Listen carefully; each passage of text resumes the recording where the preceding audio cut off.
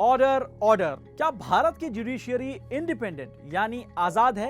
क्या अब अदालत और जज भी इलेक्शन की तरह काम करेंगे? मतलब जिसकी संख्या ज्यादा उसके पक्ष में फैसला। क्या अदालत से लोगों का विश्वास कम हो रहा है? ये सवाल क्यों पूछा जा रहा है? इसके लिए आप ऑनरेबल जज साहब को सुनिए।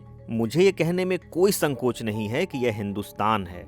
यह देश हिंदुस्तान में रहने वाले बहुसंख्यकों की इच्छा के अनुसार काम करेगा।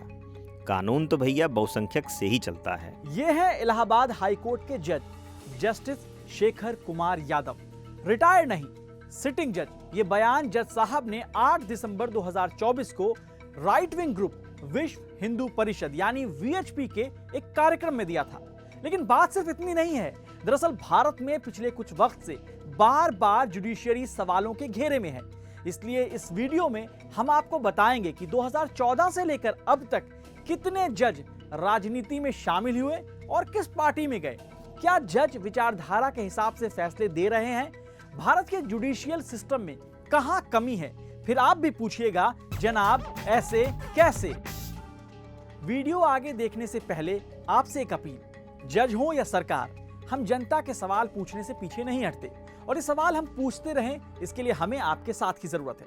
क्विंट के मेंबर बनकर आप हमारा साथ दे सकते हैं। और एक बात, अब से हर हफ्ते शनिवार यानी सैटरडे को जनाब ऐसे कैसे का एपिसोड आता है, तो देखना ना भूलें। पहले बात करते हैं जस्टिस शेखर यादव की। वीएचपी की लीगल सेल ने इलाहाबाद हाई कोर्ट के लाइब्रेरी हॉल में यूनिफॉर्म सिविल कोड, वक्फ बोर्ड एक्ट और धर्मांतरण जैसे मुद्दे पर चर्चा के लिए एक कार्यक्रम किया था।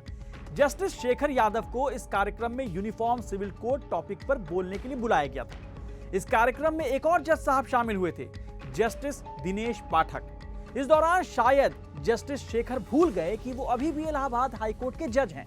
जब हमारे यहाँ बच्चा पैदा होता है, बचपन काल से ही उसको ईश्वर की ओर बढ़ाया जाता है। वेद मंत्र पढ़े जाते हैं, अहिंसा के बारे में चीजें बताई जाती हैं। लेकिन आपके यहाँ तो बचपन से ही बच्चे के सामने रखकर पशुओं का वध किया जाता है। तो आप कैसे अपेक्षा करते हैं कि वो सहिष्णु होगा, उदार होगा? अब इन बयानों के अलावा जज साहब यूनिफॉर्म सिविल कोड लाने पर कहते हैं कि ये देश निश्चित रूप से एक समान कानून बनाएगा और ये बहुत जल्द होगा। मतलब जज साहब ने पहले ही फैसला कर दिया है। ऐसे जस्टिस शेखर अपने फैसलों में कई पन्ने मोरल एजुकेशन और धार्मिक विचारों पर लिखने के लिए भी जाने जाते हैं। साल 2021 में एक जमानत याचिका खारिज करते हुए उन्होंने कहा था, वैज्ञानिक मानते हैं कि गाय ही एकमात्र पशु है जो ऑक्सीजन लेती है और छोड़ती है।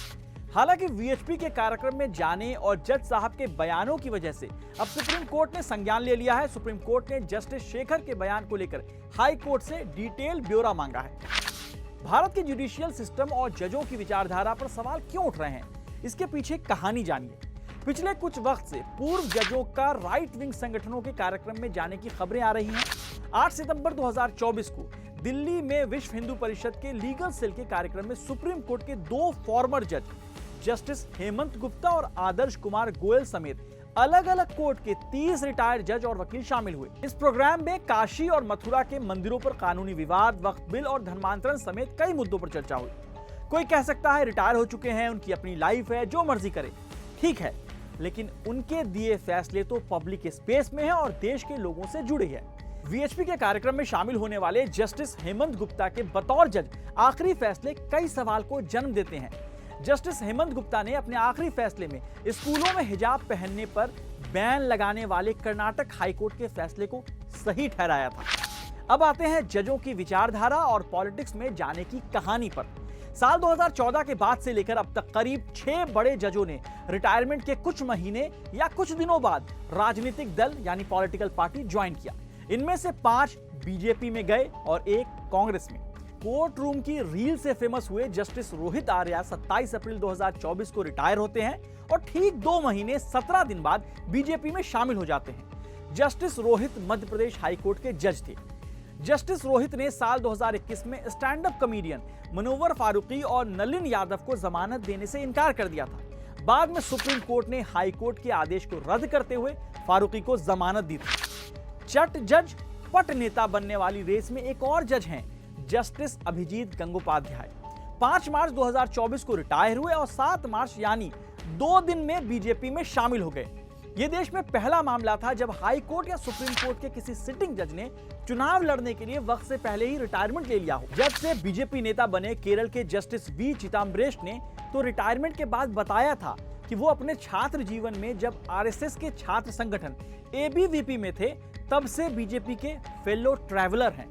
पोस्ट रिटायरमेंट जजों के सरकारी पद लेने को लेकर इससे पहले हमने जनाब ऐसे कैसे के एपिसोड में पूरी कहानी बताई थी। आप चाहें तो डिस्क्रिप्शन में दिए लिंक पर जाकर वीडियो देख सकते हैं। अगर जज ही जब बायस्ड हो, पक्षपात करे, तो इंसाफ की उम्मीद किससे करेंगे? आप एक और मामला देखिए। अगस्त 2024 में कर्नाटक हाईकोर्ट के जस्टिस वी श्रीष्णंदा ने एक केस की सुनवाई के दौरान बेंगलुरु के मुस्लिम बाहुल्य क्षेत्र को पाकिस्तान कह दिया। बाद में सुप्रीम कोर्ट ने कहा कि यह देश की एकता के मौलिक सिद्धांत के खिलाफ है।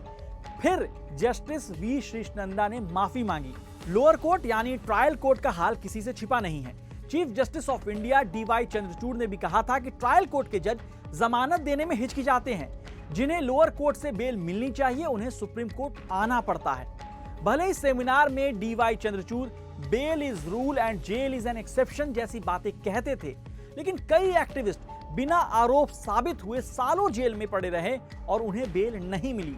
आदिवासी अधिकारों के लिए अपनी पूरी जिंदगी लगा देने वाले 84 साल के फादर एस्टेन स्वामी बिना बेल मिले ही दुनिया से चले गए। साल 2018 में हुए भीमा कोरेगांव हिंसा से जुड़े मामले की वजह से एनआईए ने एस्टेन स्वामी पर यूएपीए के तहत केस दर्ज किया था।